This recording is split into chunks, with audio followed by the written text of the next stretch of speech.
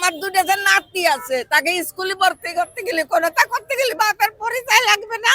নামাজ পড়ে যে দোয়া করব, কি বলে দোয়া করব?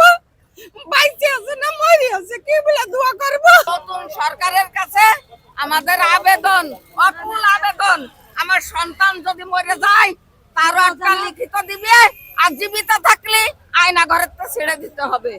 এই গেল আমাকে এই দাবি।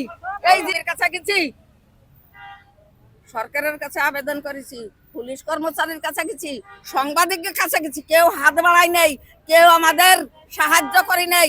আরো ভয় আছে, আমার মায়ের তখন রূপ চেহারা অনেক ছিল, বলতো আপনার মেয়ের নিয়ে ঘরে ফিরে যান, না জঙ্গলিতে নাম